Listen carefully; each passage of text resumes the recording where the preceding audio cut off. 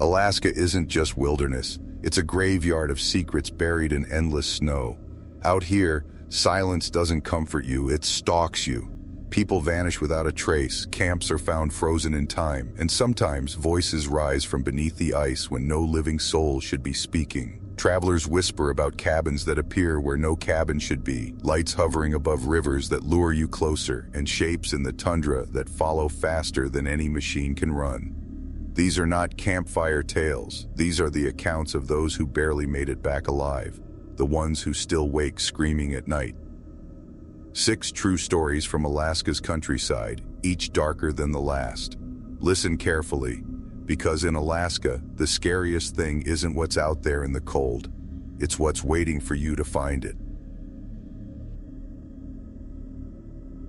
I've lived in Alaska my entire life, and if there's one thing people don't understand unless they've been here, it's the silence.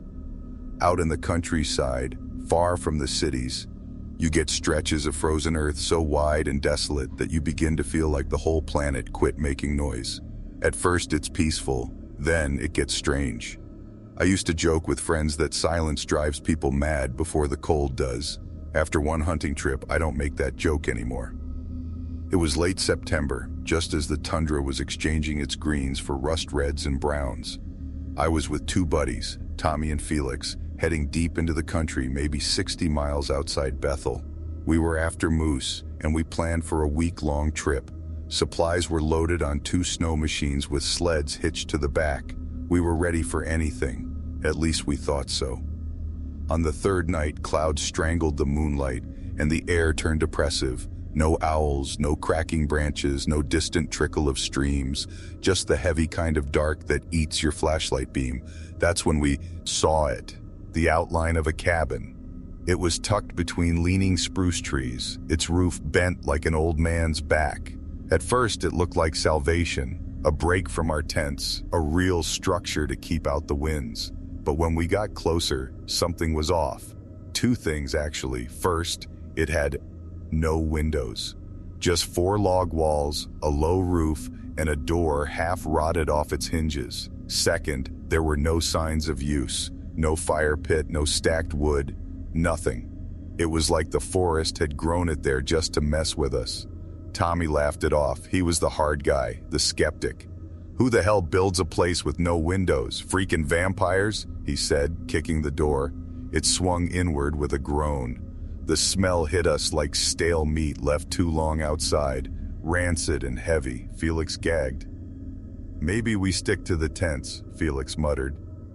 But snow was spitting from the sky, and I didn't feel like waking up buried in it.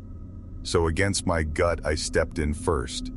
The air inside felt damp but weirdly warm, as if the walls sweated. I swept my flashlight around. Log walls, bare floorboards, nothing else. No chairs, no stove, no cot, just emptiness. And yet the stink clung to everything, like it was soaked into the grain. We figured we'll stay one night, just keep warm and leave at first light. I'd regret that decision by midnight. That night I woke to noises. It wasn't wind, it wasn't branches, it was whispering, so faint I thought it was a dream. But as I shook myself awake, it grew sharper. Multiple voices, muffled, fast, right on the other side of the wall. I froze. Who the hell would be talking out here at 2 a.m. in the middle of nowhere? Tommy mumbled in his sleep, oblivious. Felix, though, he was sitting up in the dark, eyes wide, lips pressed tight. He heard it too. "Don't," he whispered, grabbing my sleeve when I started to rise. "Don't look outside." The tone in his voice rooted me in place. We sat like that for minutes, the whispers moving from one wall of the cabin to the next, circling us. Sometimes they sounded girlish, sometimes deeper, almost like men coughing words underwater, but I swear I caught my own name in there once, my own damn name. When the whispers finally stopped, I checked my watch, 4:12 a.m. For the last couple hours till dawn, none of us even blinked. In the gray morning light, the forest looked harmless again, just a cabin in the trees. Tommy laughed at us when we tried to explain, but Felix's face stayed pale. We packed up quickly, pretending nothing had happened, but as I was tying down gear on my sled, I noticed something on the cabin wall. Scratches, long vertical grooves, deep like someone dragged nails or claws down the logs. They hadn't been there the night before, or maybe we just hadn't seen them. Felix was already revving his snowmobile, and I didn't argue. We rode hard that day, putting as much ground between us and that cabin as possible. But here's the thing. Every single night after, it felt like something was following. Like once we stayed inside that place, we were marked. On the 5th night, it took another step closer to us. I'll end part 1 here. The next half is when things really plunged downhill. Sleepwalking, missing footprints, and what we finally saw when we dared to go back near the cabin. We had set up camp near a frozen stream, miles from that cursed cabin, and for once I thought maybe things were behind us. The sky was clear, the stars freakishly bright, like pinholes poked through the darkness. I even allowed myself to relax a little while cooking strips of dried caribou over the fire. But as the flames crackled and the smoke drifted up, I realized something awful. There were tracks leading straight into our camp. Not moose, not wolf, not even bear. They were footprints, human footprints, bare feet. The snow wasn't that deep, just a light crust over the soil, so the impressions were sharp. Long, narrow soles, toes spread like they'd been walking shoeless in the cold. The trail came out of the trees, circled Felix's tent twice, then vanished. We followed in the flashlight glow for a few yards until they just stopped. Like whoever it was simply melted into the ground. Tommy tried to play it off. Probably old, he muttered, but I could see the steam still curling faintly from where our own boots pressed the snow. These prints were just as fresh. That night, I could barely sleep, but even when I closed my eyes, it didn't save me. Around midnight, Tommy's voice jolted me awake, except he wasn't inside his tent anymore.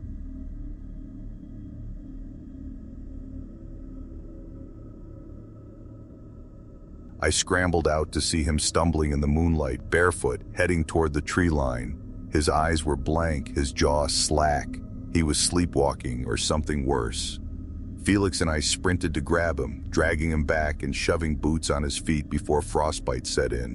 When he came to, he swore he'd dreamed of voices telling him to come see. Needless to say, none of us slept after that. By dawn, we were exhausted but determined. We decided to end the hunt right there and head home. The thing about deep wilderness, though, leaving isn't always simple. Whiteouts, busted gear, getting turned around, any of it can stop you cold, and that's exactly what happened. On the trail back, my snowmobile sputtered and coughed out, frozen fuel lines, dead in the middle of nowhere. Tommy and Felix circled back and tried warming it with a little stove, but nothing worked. Worse, the storm was rolling in fast, gray clouds swallowing the sky. We had only one option, find shelter until it passed. And just our luck. When we rode another half hour searching for cover, we saw it through the trees. That same cabin. Except, here's the thing. We'd traveled in the opposite direction of where we'd first seen it. Completely opposite. It shouldn't have been there, no matter how tired, no matter how lost. We all knew we weren't circling. The terrain was new, and yet there it stood, waiting. Tommy refused at first. Hell no, I'm not stepping back in that place. His eyes were bloodshot, voice on edge, but the wind had picked up, already biting through our coats. The snow stung like shards of glass. We weren't going to survive another night outside with no heat. Against every instinct screaming in my chest, we went back inside. It was darker this time, like the walls sucked in the light. Our lantern barely reached 5 feet. The stench had worsened too, sweet, rotting and suffocating. But the worst part was, it wasn't empty anymore. At the back of the cabin, stacked neatly like firewood, were shoes. Dozens of them. Old, new, some cracked with age, others still holding frozen slush inside. Men's, women's, kids. A pile of shoes all pointing toward the door. Felix muttered, "This ain't possible." His voice broke halfway through. We should have turned and run, but outside the storm howled so violently we wouldn't make it 3 miles, so we stayed. The lantern sputtered, shadows danced, and exhaustion pulled at us. Despite every nerve sparking in terror, my body eventually gave in. I drifted to sleep. I wish I hadn't. The dream, or maybe it wasn't a dream, started with silence. Then I was back at the wall, listening. The whispers weren't muffled anymore. They were clear, chattering, nonsense words mixed with things I couldn't mistake. My name, Felix's too, then laughing, dozens of voices laughing. I snapped awake, breath ragged, realizing it wasn't in my head. The voices were real. They were circling again outside the cabin, same as before. The pitch shifted, rising like a chant. I shook Felix. His face was wet, pale, trembling. "They keep calling me," he muttered. His fingernails had torn bloody crescents into his palms. Tommy was gone. We tore the cabin apart, shouting his name, until finally, I saw him flash by the cracked door frame. His silhouette wavered between the trunks. He was barefoot again, heading into the storm. We raced after him, snow whipping across our eyes, branches clawing at us. We lost him in minutes, completely vanished. His prints wandered into the woods, then disappeared mid-step like the others. Felix broke down right there, sobbing into his gloves. I tried to keep us together, tried to say we'd find him after the storm, but that was a lie. Deep down, I knew the countryside had taken him. By some miracle, the snowmobile started again the next morning. No repairs, no tinkering. It just roared back to life like nothing had happened. Felix and I rode until our hands blistered on the grips. We didn't stop till we reached the first stretch of road near town. Tommy was never found. No search party, no footprints tracked. Gone. And Felix? Well, it's been 2 years now. He doesn't live in Alaska anymore. Barely talks to me. But on the few times we do connect, I can see it in his eyes. He still hears them. The voices. Sometimes, when it's late and I can't sleep, I wonder about that cabin, the one with no windows. If I ever went back, would it still be standing, or would it just pop up somewhere else in the trees, waiting for the next lucky traveler? Sometimes on nights when the wind cuts low and the silence sets heavy, I swear I can hear the faintest whisper leaking through the walls of my own house. And when I do, I don't dare listen too closely, because I'm terrified of what name it might say next. When I tell people I grew up along the Kobuk River, most just nod politely, having no clue where in Alaska that really is. Truth is, you'd have to be stubborn or a little nuts to put roots out here. Winters are a punishment, summers are short, and the wolves don't fear people the way they should. But the river makes you stay. It carries life to the villages, fish to your nets, and stories to your ears. And along that winding river, one tale keeps circling back. One I learned the hard way, the story of the vanishing lights. It was the winter of 2015. I'd returned home from Anchorage to check on my grandmother. She lived just outside Shungnak, in a creaky cabin she refused to leave no matter how many times we urged her to move into town. "The land raised me, the land will bury me," she always said with a half smile. The first week back, I pulled nets under the river ice with a cousin. We'd laugh, swear, nearly freeze our fingers off, simple northern entertainment. But one evening as we trudged home, dragging a sled of frozen fish, something strange cut through the twilight sky. 3 glowing orbs drifted above the tree line to the north. Not planes, not satellites, too low, too deliberate. They pulsed faintly, like balloons of light rising and falling in invisible currents. My cousin froze mid-step, his breath puffing like smoke around his head. His face went pale. "You see them?" he whispered. "Yeah," I said. "What are they?" He shook his head slowly. Then he muttered something I'd never heard him use before. "They're not supposed to come this close." Before I could press, he yanked the sled and quickened his pace toward home. But that image burned into me. The orbs glowing softly, almost beautiful, like lanterns rising off the surface of the world. Later that night, I asked my grandmother about it. She didn't flinch, didn't laugh, just stirred her tea and muttered, "You stay away from those lights. They aren't for you." It reminded me of the kinds of warnings grandmothers everywhere give. Don't go out past dark, don't whistle at night, don't follow strange animals. But her face, the way her lips pressed thin and her gaze stayed rooted on the fire, it carried weight. Still, curiosity is poison. and I was already swallowed. The next evening I spotted them again, this time from my bedroom window, just past the bend in the river, faint but undeniable. My cousin avoided the topic entirely, and my grandmother refused to entertain my questions. So on the third evening, I strapped on snowshoes, packed a lantern, and told myself I was just going for a short walk, just close enough to see them better. The air that night was brittle, the kind that nips your lungs with each inhale.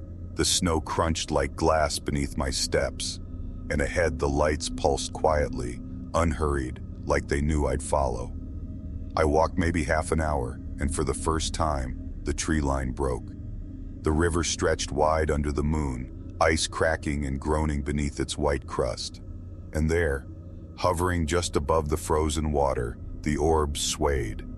3 of them, gold-white, about the size of basketballs.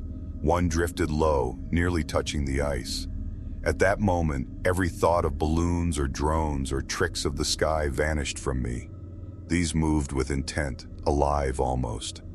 They spun slowly in place, brightness flickering as though signaling to one another. Then, something terrifying. A faint figure, out on the ice just beyond the lights.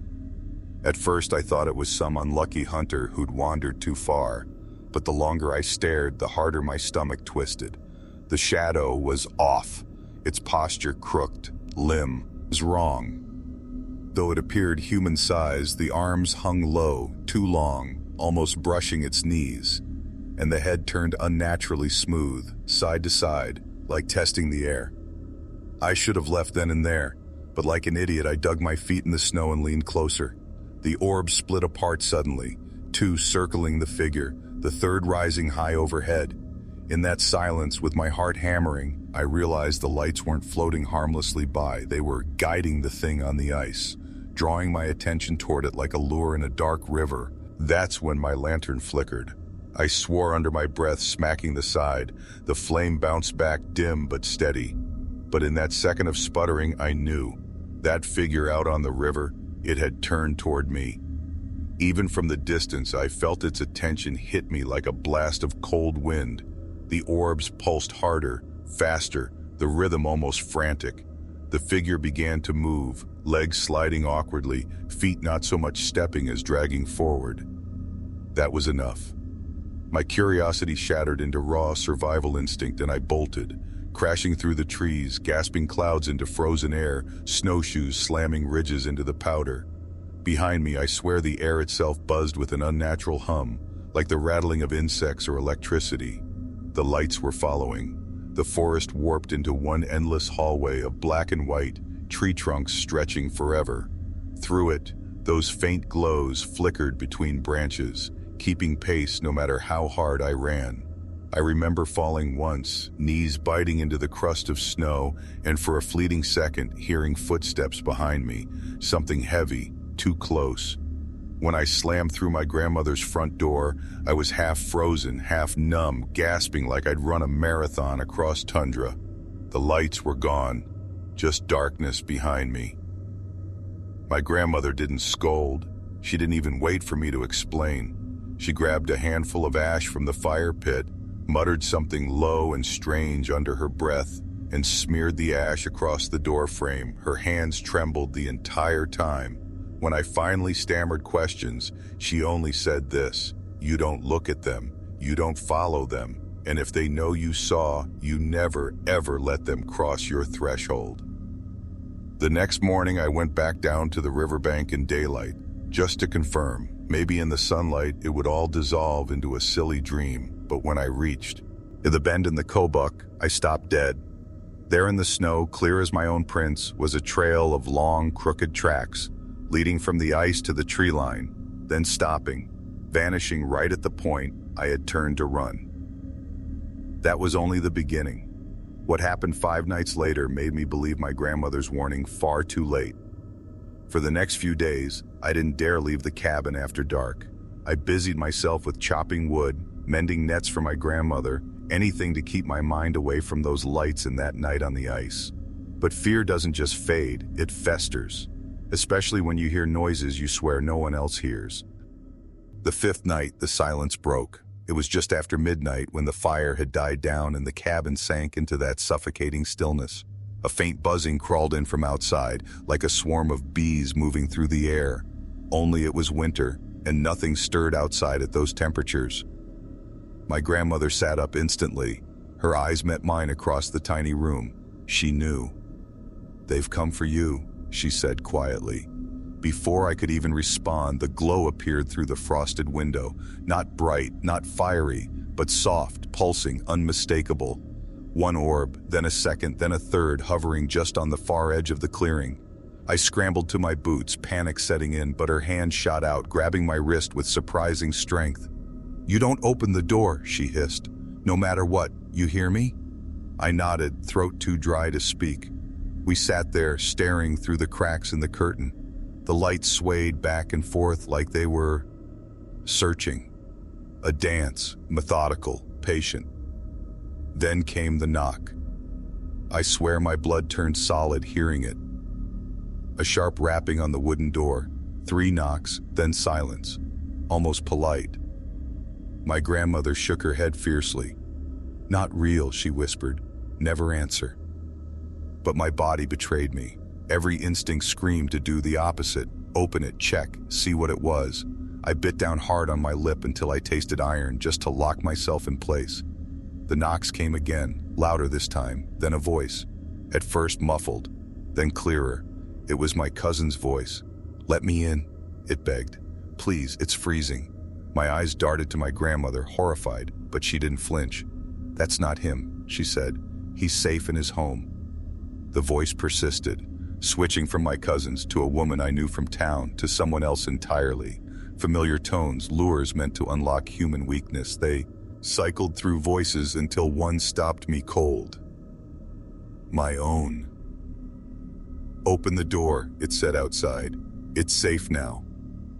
The lights brightened, pressing closer to the cabin's walls, white glow bleeding through the window cracks onto the floorboards. The humming rose higher until it vibrated in my teeth. The door creaked under a push. My grandmother barked a word in Inupiaq I couldn't even repeat if I tried. She tossed more ash from the fire pit against the threshold, her hand steady despite the quake in her body. And for a while, it worked. The lights backed away, the buzzing softened. I thought it was over.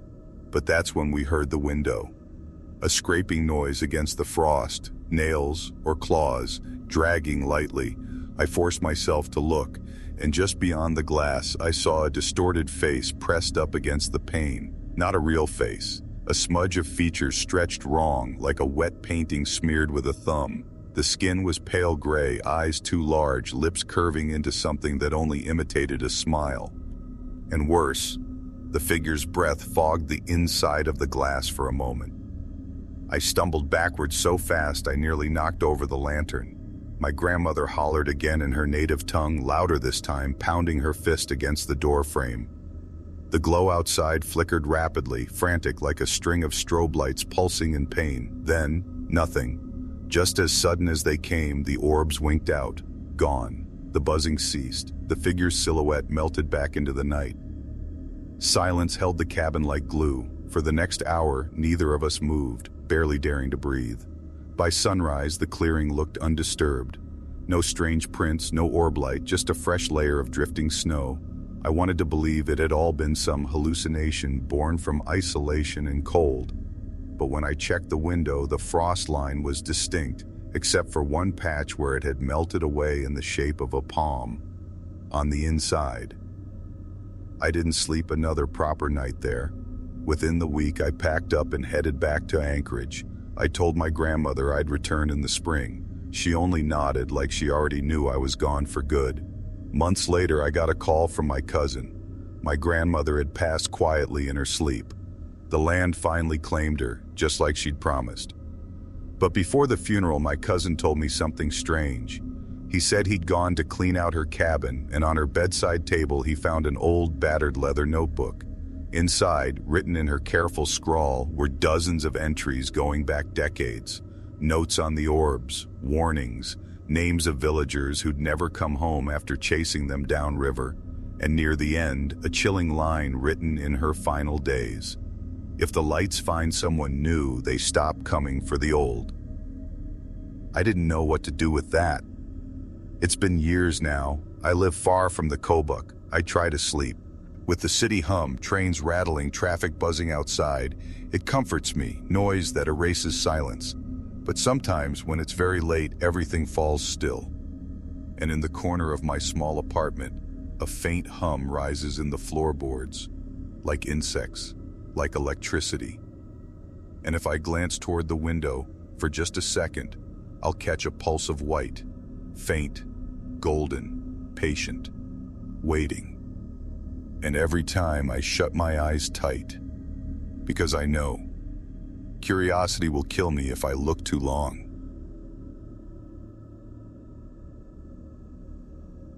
I used to think there was nothing in Alaska bigger, scarier, or more indifferent to human life than Denali itself. 6 million acres of wilderness, the tallest mountain in North America, and temperatures that'll break you just for stepping outside unprepared. Most folks only ever see it from a distance, postcards, guided tours, but I saw the mountain up close, too close. And somewhere on its slope, hidden by trees and fog, I found a place I should have never stepped into, the Silent Lodge. This was back in 2018 when I worked as a guide for tourists with more money than sense. A couple from Seattle had hired me to take them on a winter backcountry trek around Denali's southern foothills. They'd canceled last minute, spooked by a storm rolling in. I figured, why waste the prep? I went myself.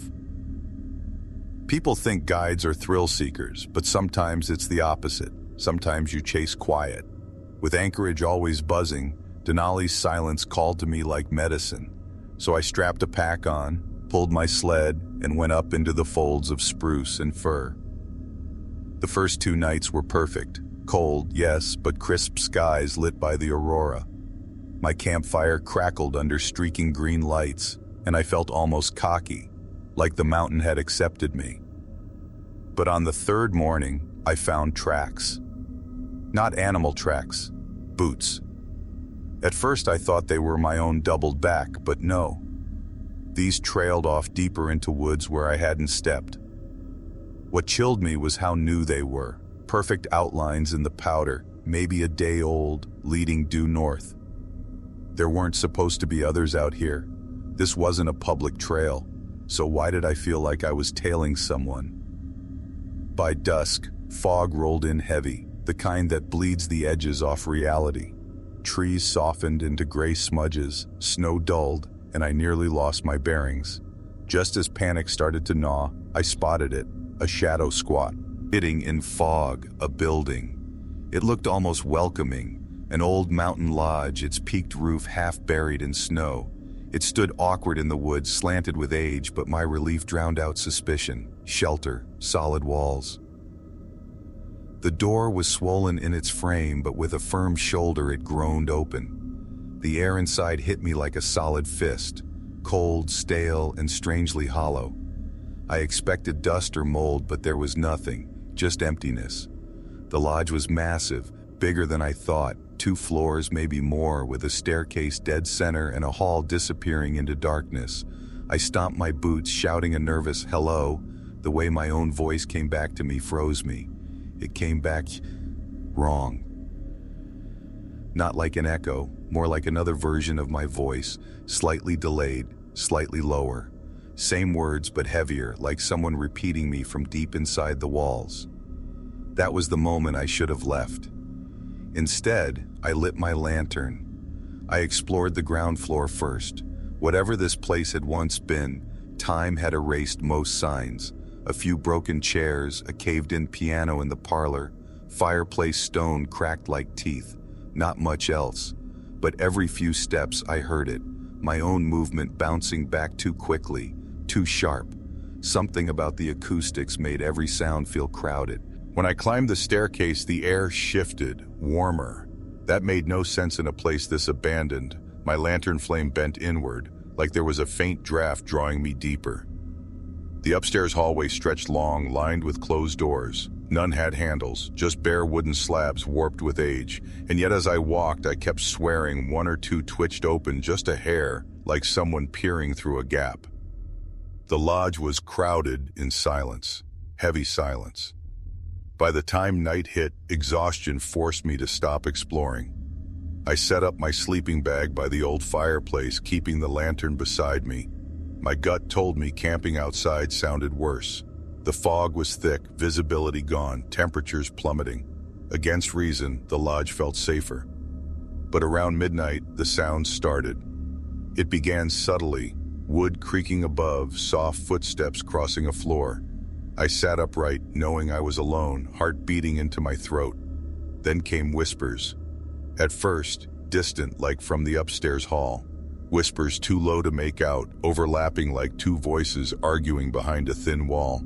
I fumbled for my lantern, but when I held it up, something made my stomach knot. The flame bent again, not to a draft this time, but toward the staircase, toward the second floor. And the whispers grew louder.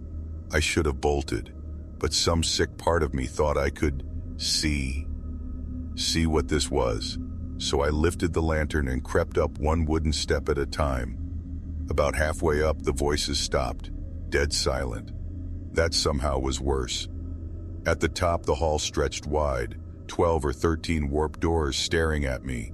Every damn one of them rattled faintly, as though something inside wanted out. 1, 2, 3, all vibrating in place, not violently, but held shut by just enough force.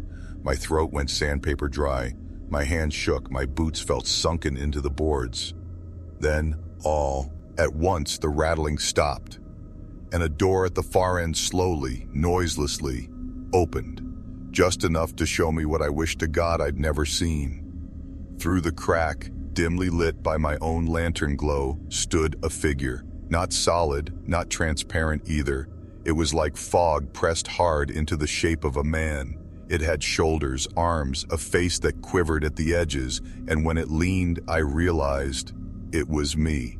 My height, my build, but its face was stretched slack, mouth too wide, eyes empty sockets. It mimicked me, leaning just as I leaned, tilting exactly as I tilted.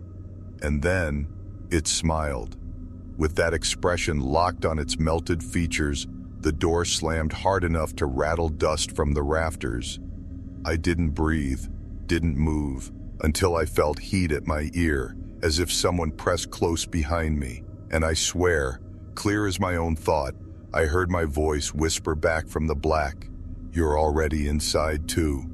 I ran, not out the door, but deeper. Like a fool, I fled down the wrong hallway, doors lining either side, rattling all around. Every plank underfoot groaned as though feet matched mine step for step. I bolted blindly, praying for an exit. What I found instead was the lodge wanted me. I sprinted down that endless second-floor hallway, heart thundering so hard I thought my chest might crack. The lantern flame whipped violently, shadows leaping like claws from every warped corner. Every door I passed rattled, some gently, some so violently they seemed ready to burst open. And then I realized something crushing. The hallway didn't end. I swear to God I ran 30 seconds straight, boots pounding wood, each bone in my body screaming for the exit, and yet the staircase never came back into sight. The lodge was stretching. My lungs burned, my limbs screamed. Still, I kept moving until I spotted it, one single door at the very end. It wasn't like the rest, bigger, older, carved with symbols I couldn't place, spirals and claws, a sort of jagged sunburst. And unlike the others, it was wide open. A draft like a deep sigh pulled me in. Against every instinct begging me to stop, I stumbled closer, lantern raised. The room beyond was vast, much larger than the outside of the lodge could have ever contained. Its walls sloped high like a cathedral, rafters as black as pitch. In the center, arranged neatly in a wide circle, stood chairs, wooden, broken with age, but carefully placed. I counted 8. 7 of them were filled. At first, they looked like mannequins slumped in the chairs, but as my eyes adjusted, I saw it was worse. They were people, or had been. Shriveled, skin pulled tight to bone, hollow faces, every one of them frozen mid-expression. Not frozen from cold, but from fear. Mouths locked open, hands half raised as though trying to shield themselves. Their eyes were gone, sockets empty caves. I froze, gagging, bile rising, and then a sound slipped through the silence that nearly stopped my heart completely. The empty chair at the circle's edge scraped lightly across the wood floor, pulling back, slow and deliberate as though, for me. My boots turned without asking permission, hauling me backward. The lantern shook so badly my teeth clattered. But I swear, I didn't move fast enough because whispers filled the rafters again, whispers in my own voice. You belong here. The words tumbled over themselves, hundreds of versions at once, low, high, overlapping, pressing against my temples until I thought my skull might split. Each mannequin thing in the chairs began quivering as though waking, their slack mouths twitching, fingers jerking like puppets on strings. That broke me. Survival blasted all sense from me. I spun, sprinting through the doorway, hoping to retrace even one step. The lodge wasn't about to let me go easy. The hallway now warped completely. It tilted, slanted underfoot, boards shifting like teeth beneath me. Doors flew open as I passed, slamming shut just before I could glimpse what crouched behind them. My voice, my goddamn voice, chased me from all sides, overlapping chants of stay, stay, stay. I screamed without meaning to, just raw noise to drown it out. Somewhere ahead, through fog and shadow, I saw light, dim but true, a smear of silver daylight. I hurled myself toward it with every ounce of strength. And by something like a miracle, I crashed through. Snow exploded around me as I tumbled outside, rolling down a short drift and landing hard on my knees. For a moment, I just knelt there, panting clouds into the freezing night air. The fog had thinned, the forest stretched arrayed in real distance, and most importantly, the lodge sat silently behind me. But my blood iced when I turned to look. The windows, every single window, now glowed from within. Not lantern glow, not fire, a pale, frosted light. Behind each, faint silhouette stood still as stone. Figures lined the lodge inside, pressed against the glass. None moved, except one. Upstairs, centered in the largest window, was Bart me, or something molded into my shape. Leaning forward, slack-jawed grin stretching across its wrong face, watching me stagger away. That was when I finally did what I should have from the second I stepped inside. I ran. I don't remember much of the flight. My body turned feral, running until my knees ached and breath felt like broken glass. At some point I found my tent again, left in the first clearing. I didn't stop to pack. I shouldered what I had and left half my gear in the trees. Denali's wilderness became secondary. The only threat that mattered was behind me. It took 2 days of delirious trudging to find another human. A ranger heading back to a small outpost. I must have looked insane, rambling about a lodge that stretched and whispered. He nodded politely and told me there was no lodge anywhere near where I'd been. Maybe I saw ruins, maybe disorientation from fog. He didn't listen, not really. But I know what I saw. Here's the part that keeps me up. A week later, safe in Anchorage, I opened my pack to inventory what I still had. Buried between supplies I hadn't touched was something I swear I didn't collect. A splintered wooden shard, smooth at one end, the other carved with those same jagged sunburst patterns. A piece from one of those chairs, or one of those doors. It shouldn't have been there. Ever since, sometimes at night, I'll wake to my apartment bending with creaks and groans like weight is shifting above me. Once, sitting on my couch, I caught movement out of the corner of my eye. My hallway door handle twitching ever so slightly as though someone tested it. And worst of all, every now and then I'll hear footsteps out of sync with mine. Just a single echo too many. Like something followed me back.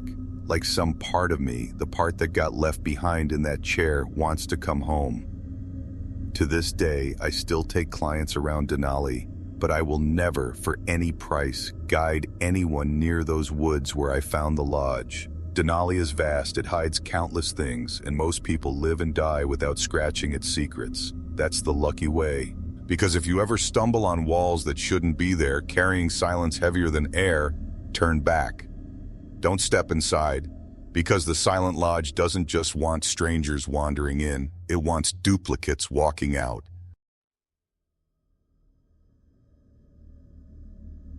If you've ever used a snowmobile in winter across the Alaskan bush, you know the sound.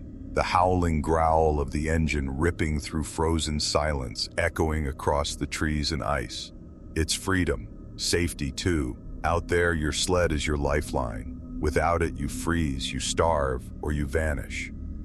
I always felt invincible with the throttle pressed down, carving trails over white emptiness. Until that night outside of Kotzebue, when I realized even that snarling engine couldn't outrun what wanted us. It was winter 2020. My buddy Rick and I had planned a night ride out past the Kobuk Delta. He was obsessed with the thrill of speed, while I just liked the wild quiet. Headlights stretching across untouched snow, stars burning sharp in the frozen sky. We each rode our own sled, carrying packs strapped down with fuel, jerky, and an emergency tent. The air bit hard that night, 20 below, wind calm but needles of cold creeping into any gap you gave them. The headlights carved twin tunnels through the dark, our engines the only sound. We were maybe 20 miles out when I first saw it.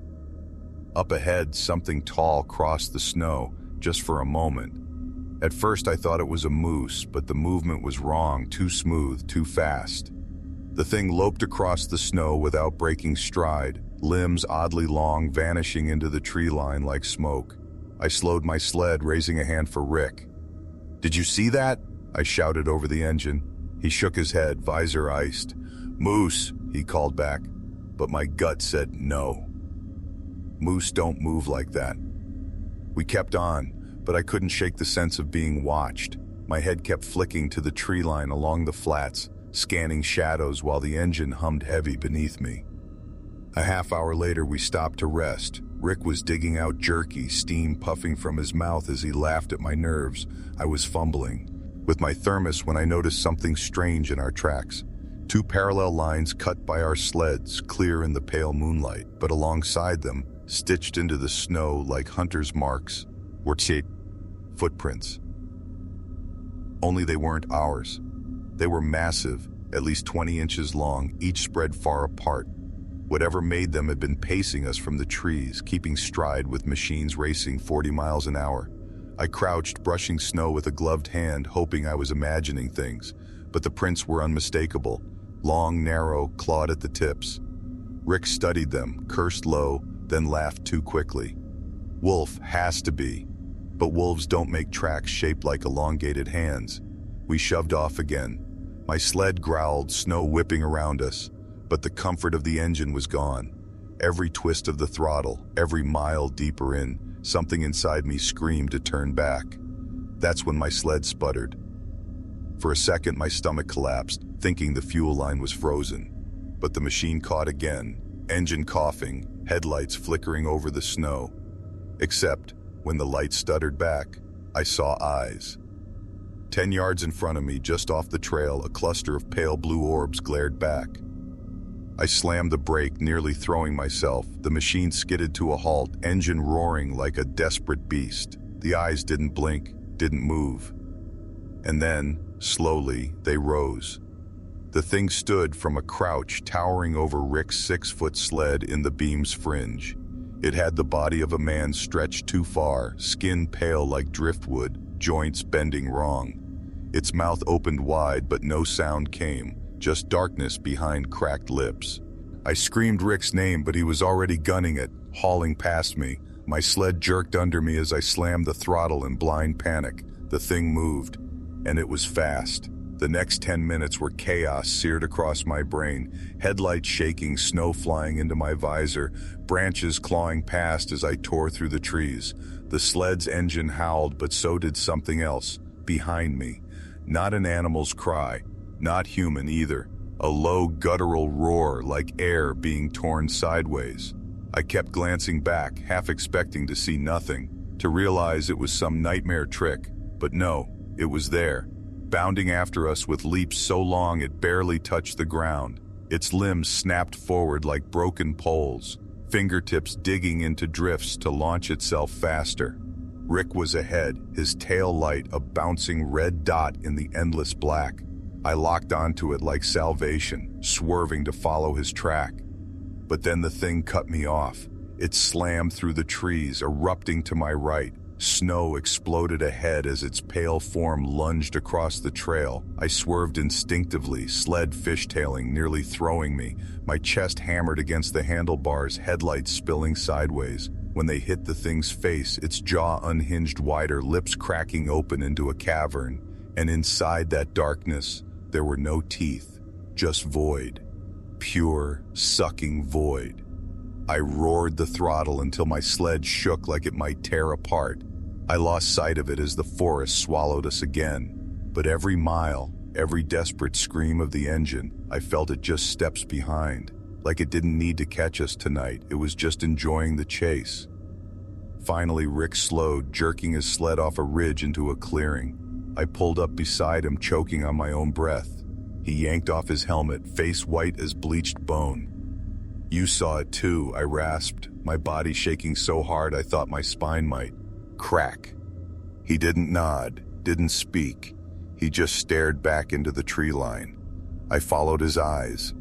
And there, just at the edge of the headlights, stood the thing, watching. Its arms dangled low, nearly dragging the snow, its head tilted like it was studying us. The void of its mouth gaped, then it crouched back, muscles coiled. It wasn't done. That crouch, it was like a spring coiling. Rick saw it too because he roared his sled to life before the thing could lunge. I didn't even think. My sled followed his, engines crying into the night as we tore out of that clearing like prey animals desperate for burrows. But that thing didn't need burrows, it needed shadows, and it had plenty. I stole a glance over my shoulder as the tree line streaked by. The glow of our headlights chased its tall figure, bounding between the trees at angles that should have snapped bone. Every time it landed, snow puffed up like geysers. It wasn't running beside us. It was hurting us. "Keep right," Rick shouted, his helmet crackling with his voice through the cold. I didn't argue. My throttle was pressed flat, wrists aching. The sled bucked over uneven terrain, the night exploding into a smear of white, black, and fear. Every swerve, I thought the skis would dig wrong and flip me. But flipping was a kinder fate. I could feel it behind us, laughing without sound, pulsing the air with its void of a mouth. We broke from the tree line, roaring across the flat tundra. The moon bared the snowfields, clear as glass. For a second, I thought being out here would help. We could lose it on the open. But then the true horror hit me. Its speed didn't falter on the flats. It thrived out there. Across the glittering white, its massive form sprinted in wide arcs around us, body low, limbs snapping forward like spider legs. Every blink, it was somewhere else. Our left, our right, ahead, behind. The void mouth gaped wider every time our headlights caught it, as if it were feeding on the fear. Rick veered sharp, heading toward a sunken gulch ahead, a dried riverbed cutting through the tundra. He aimed straight for it, launching his sled down the slope, snow spraying in a blizzard behind him. I gritted my teeth and followed. The sleds groaned under the impact as we landed hard at the basin's bottom. The gulch carved a natural path, two sheer walls of ice and packed snow on either side. Rick's plan clicked, no room for it to flank us. But no plan lasts forever. The sound came first, metal on ice, a scratching like claws dragging overhead. I craned my neck just as my headlights swept the gulch's ridge, and there it was, running. On all fours. It skittered across the rim far above us, enormous arms bent at wrong angles, claws gouging icy stone. It matched our speed without effort, head rolling from side to side as if listening to the roar of our sleds.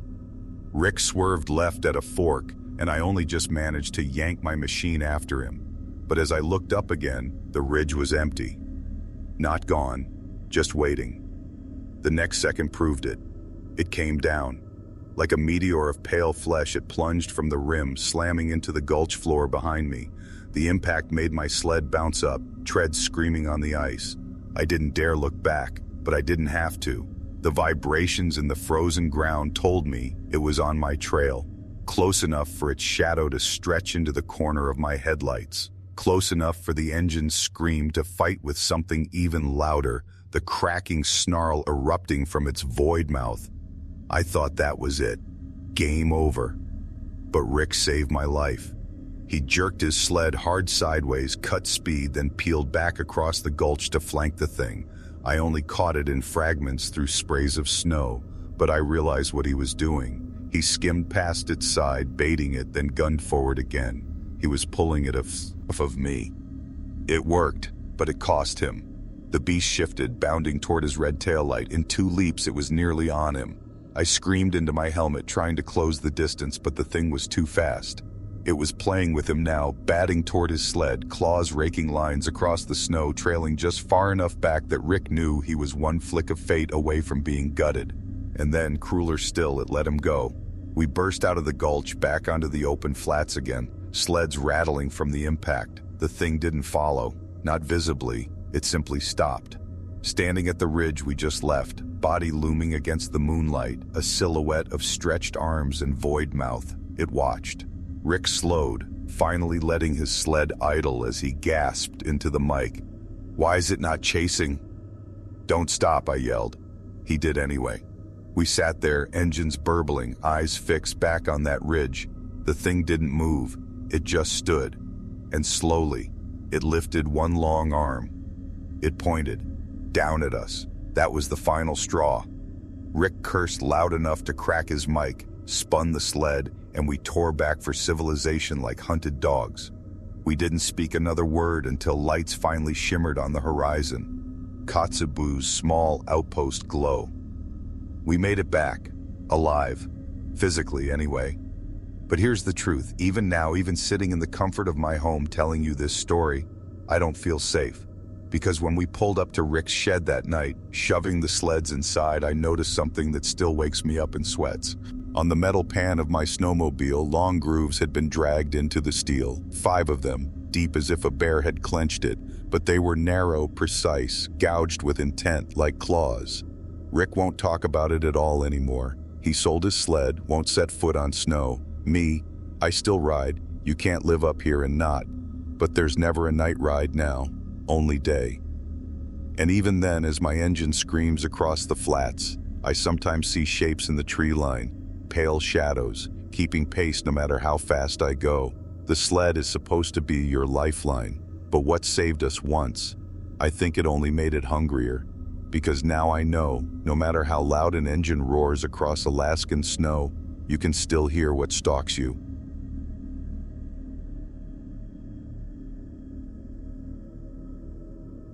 You'd be surprised how often people vanish in Alaska. The land swallows them. Planes disappear off radars. Hunters never come home. Snowstorms bury trails, and you're left with no answers, just names whispered in towns for years after.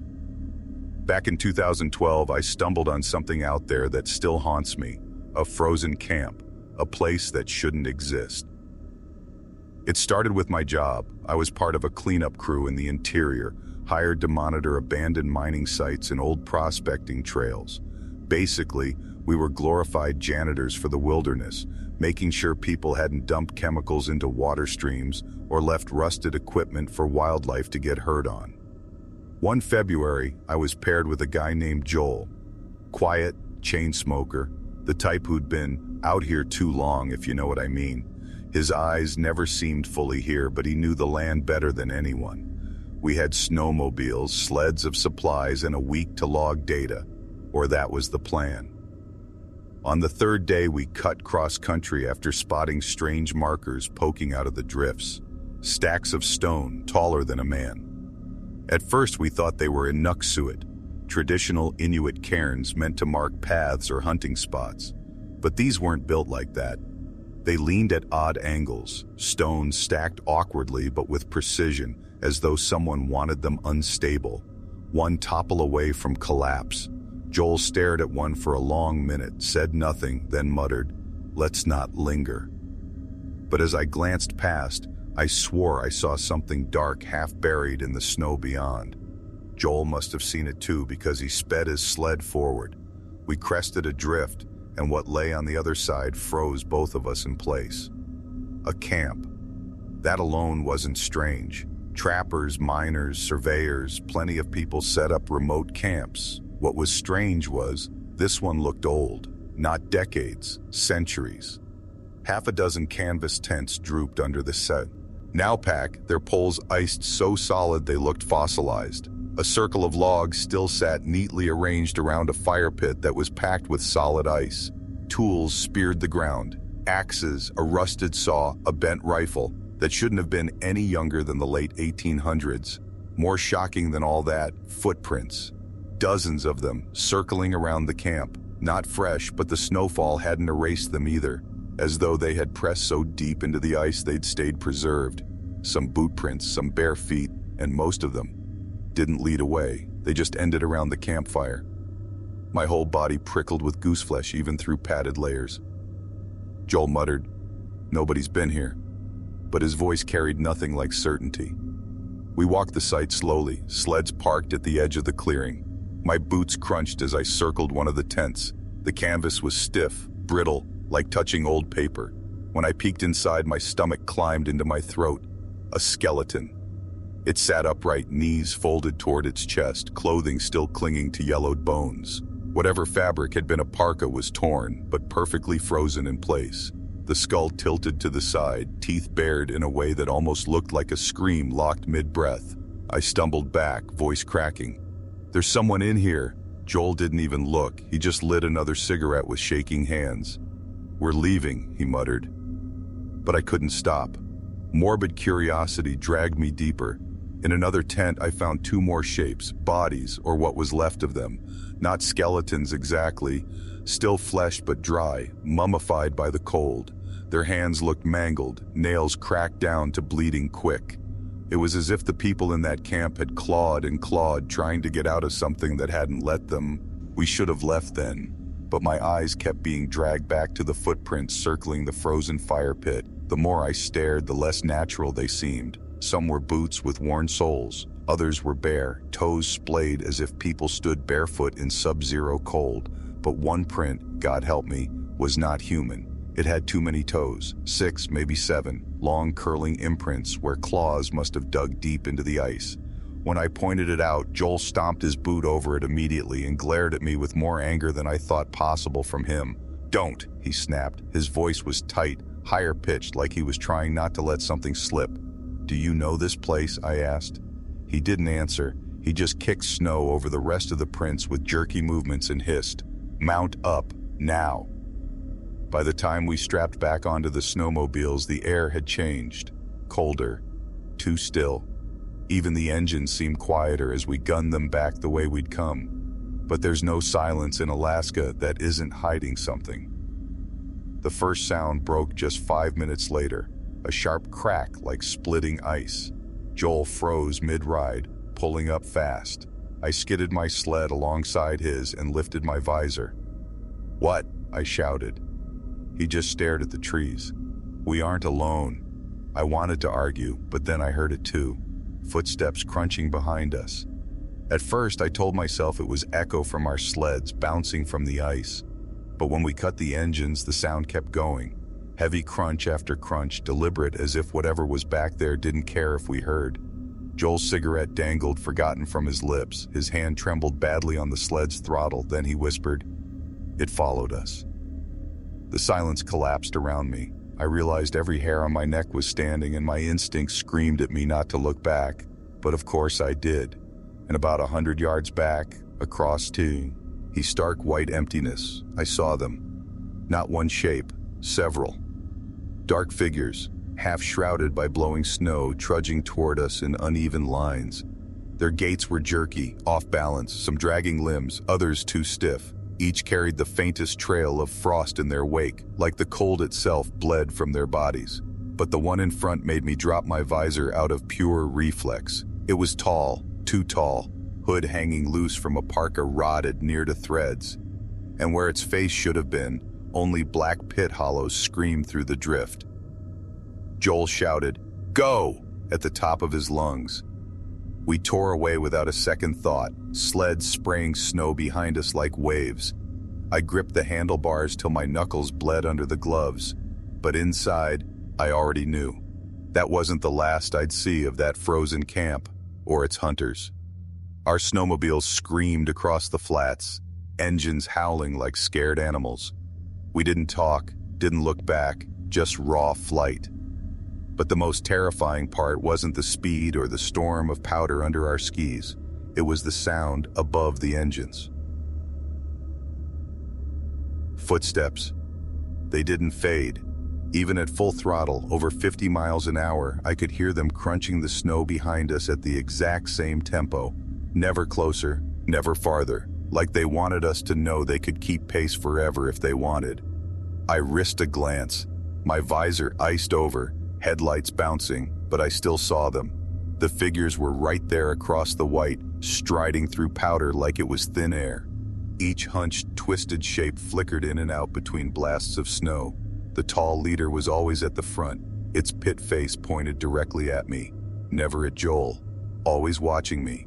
Joel must have realized the same, because after 10 endless minutes of riding, he suddenly cut his sled left, veering toward a line of spruce. I nearly flipped trying to follow. We tore between trunks, headlights strobing shadow and snow. The machines bucked and growled, but the woods slowed us down. For a second, I thought maybe the trees will break line of sight, maybe we can lose them here. Then, snap.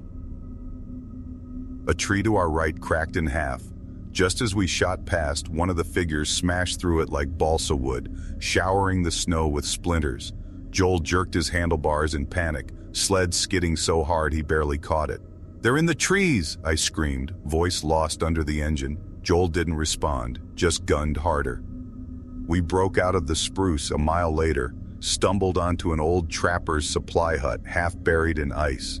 Joel pulled hard, parking his sled behind it. I followed, tearing my helmet off and gasping frost. "What the hell are they?" I barked. His face was gray, dripping sweat that froze into icicles instantly. He fumbled for his cigarettes, but his hand shook too badly to light one. Finally, he muttered, "I told you, that camp shouldn't exist." "What do you mean?" I pressed, refusing to blink lest something moved in the dark around us. And then Joel told me. He said old-timers up here whisper about the camps, places not on maps, not on records, sites where entire prospecting crews, trapping groups, sometimes even families stopped, but never left. Always found with tents still standing, food still frozen, fires snuffed mid-spark. Nobody ever found tracks leading away, just those who stayed. And always, always the footprints circling the campfires. "Something called him," Joel said. "Something kept him." I swallowed so hard it hurt. "And we found one." He nodded. "Once you've been to a camp, you don't shake it. It follows. Men suias. Or they see the dead walking after, like dolls dragged through the snow." His voice cracked. "I've seen it before." That silenced me.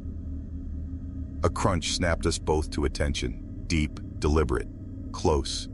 We plastered backs to the cabin wall, flashlights shakily drawn, beams spearing the wind-whipped snow. My heart was hammering, my ribs raw. The sound came again, footsteps circling the hut this time. First one side, then the back, then the far edge, always just out of sight. Joel whispered, "Don't let him see fear." He gritted his teeth against the useless lighter, hands shaking. "That's what they chew on." But I couldn't help it. My breath rasped fast, fogging the frozen air in ragged bursts, and I knew they could hear it, because the crunching stopped. The silence was enormous, bigger than Denali, and then a long dragging sound across the roof like claws raking wood. We bolted, no plan, no thought, just pure panic. We fired up the sleds, engines screaming alive, and shot back into the flats. Behind us, something crashed from the hut roof into the snow. I didn't look. I just hammered the throttle until my sled howled like death. We rode for 2 straight hours until shadows shifted and faint lights began to glow through the dust of snow, the edge of Ambler Village, civilization. the first sign of human safety we'd seen since spotting the camp. When we finally stumbled into town, trembling and white-faced, locals stared. I wanted to explain, but Joel shut me down fast. He leaned close, whispered sharp, "Don't. You breathe life into them with words." And that was that. Here's the worst part. A week later, back in Fairbanks, I unpacked my gear. I expected nightmares, shaking hands, maybe some frost damage on my sled. What I didn't expect was the glove. Inside my bag, resting neatly atop folded layers, was a single cracked leather glove, stiff, ancient, torn at the palm, much too old to be mine. But worse, it was still wet, as if it had just been pulled from the snow. Joel quit the job after that, vanished without goodbyes. Some say he moved further north. Others whisper he went back with them. Me, I can't shake it. Every winter when I'm out by myself on the tundra, the sounds creep up again. My sled will rumble under me, the horizon stretching endless, and then crunch, crunch, footsteps pacing alongside me. I know better than to look now, but that doesn't save me, because one night just outside Bettles, I killed the engine to check my bearings, and the sound didn't stop. The footsteps kept going, circling me, just like in the camp. The scariest question isn't what happened to those people. It's not even what the figures are. It's this. How many camps are there still buried under Alaskan snow, waiting?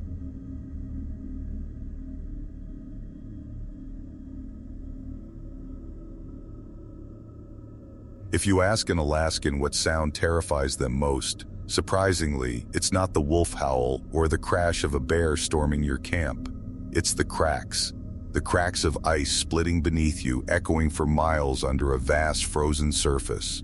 One wrong step, one unlucky minute too late, and the river swallows you. Up here, falling through ice usually means death, not quickly either. But I learned that something else lives under the frozen rivers, something more patient and cruel than the cold itself. This happened in the winter of 2019. I was running trap lines with a longtime friend, Eddie, out on the Yukon River. Our sleds dragged behind us with supplies and firewood. It was bitterly cold, air too sharp to even breathe deep. We'd been at it days already, tired but comfortable. Then we saw it. Evidence of an old fish camp frozen into the riverbank, half collapsed into the drifts. We set up nearby for the night. The frozen Yukon stretched wide like a silver sheet, moonlight cracking over the frozen crust. I don't know why, but it made me uneasy. Eddie was half asleep before I even got the fire properly going. That left me listening too long and too hard to the hollow silence. That was the first time I heard it. A voice. Faint, muffled, like someone far away talking through a wall. I thought it was Eddie muttering in his sleep at first, but as I tilted my head, leaning at the silent river, I realized it wasn't coming from the tent. It was coming from beneath the ice. My stomach dropped. At first, I convinced myself it was the current or shifting ice groaning, but slowly, undeniably, it sharpened into recognizable syllables, words. Help. Please. The whisper clawed its way through the frozen shell, soft but distinct. I froze, staring at the river, lit silver by the moon. Nobody should have been under there, not in that black pool of water rushing miles beneath. It should have been impossible. And yet, I swear on my life I heard it. Please, help me. It was the voice of a man, weak, pained, but clear. I rushed into the tent, shaking Eddie awake. "Do you hear that?" I hissed. He blinked at me, dazed, then cursed about the cold. "What the hell are you talking about?" I dragged him outside, shoving him toward the river. The voice was quieter then, maybe pausing. Eddie listened for a long minute, then shook his head with irritation. "All I hear is ice shifting, freaking currents." He clapped me on the shoulder. "You're spooked. Get some sleep." But I couldn't. I sat up half the night by the fire, staring at the river, my body locked between dread and curiosity. At one point, I swear I heard a new voice, higher pitched, a woman's, faint, whimpering. But whenever I dragged Eddie out, they went silent, dead quiet, as though they knew he wouldn't listen. Morning brought no peace. While breaking down the camp, Eddie noticed I hadn't slept. He laughed it off as nerves. "Maybe you got frostbite in your ears," he joked. But when I glanced back toward the riverbank, I saw something that almost made me scream. Hands. Two pale, frozen hands pressed upward just beneath the ice. Splayed fingers, blue-white and rigid, trapped under a cloud of air pocket. The nails clawed against the frozen crust, though no sound came. I shouted for Eddie, ran onto the river, slid on my knees and smacked the ice with my mitts. But when I blinked, it was gone. Just clear, solid ice, no hands, only the distorted rocks lying at the bottom. Eddie barked laughter from the bank. He thought I'd gone insane, but I knew what I saw. That day, I couldn't keep my head straight. At every stop along the line, I swore the voices whispered beneath my boots on the river crossings. Not words anymore, not clearly, but broken syllables, scattered moans that drifted upward. By sunset, the sound had changed. It wasn't weak whispers anymore. It was laughter, and it was following me. Eddie finally snapped when I refused to set camp on the ice that night, made him move farther inland up against the trees. He grumbled the whole way, but I didn't care. The thought of sleeping over that river made my bones scream. So we camped where the ground was firm. And yet, that night, well after Eddie began snoring, the laughter came again. I sat bolt upright in the tent, ice in my veins. It wasn't faint anymore. It wasn't muffled. It was clear. It came from just outside. "Come down." The voice was wet, dragging the words as though choking through water. "Come see." My heart hammered. I gripped the hatchet inside my sleeping bag, whispering prayers I hadn't said since I was a kid. I wanted to shake Eddie awake, but terror locked my body. Then, after a silence so suffocating I thought my chest might stop, came the final word. "Thirsty." By dawn, I was a wreck. Dry-eyed, ribs sore from tensing all night. Eddie cracked jokes about me being a city boy lost in the woods, even though I'd been born and raised in Alaska. But his smile didn't last. Not when he saw the tracks. They circled the tent. Not animal tracks, not human either. They were long gouges, 5 deep lines like fingers, each set pressed an inch into the snow, leading directly to where my side of the tent was, then straight back to the river. I didn't say a word, neither did he. By the third night, Eddie could hear it too. We'd stopped to repair some gear, sitting with our backs to the sleds when his face suddenly drained of all blood. "Jesus Christ," he whispered. "You hear that?" It bubbled up from beneath the frozen floe, slipping through the crust like seepage. Moans, wet, unsteady human moans. I stared at him, waiting for him to crack a smile, to play a prank. He didn't. His cigarette trembled between his lips, ash spilling onto his jacket. Finally, he muttered, "We have to get off this river." But we didn't, because the storm pinned us in, sled engines locked up with ice, tents buried, no way out but to wait it out, all while the voices below grew louder, clearer. And I swear by the 4th day, we weren't just hearing them anymore. We were seeing them. The 4th night broke everything. By then, Eddie was hearing the voices as clearly as me. It changed him, took the laughter out of him, dulled his tough guy smirk. He stopped smoking, stopped talking altogether, just sat there by the fire, eyes locked on the black river rolling under sheets of ice, listening. The storm howled itself bald overhead, ripping our tents and slapping frost into our faces, but still the voices cut through, louder every hour, sometimes begging, sometimes screaming, other times laughing like drunks sitting right under the surface. What stripped my soul bare was this: I started recognizing them.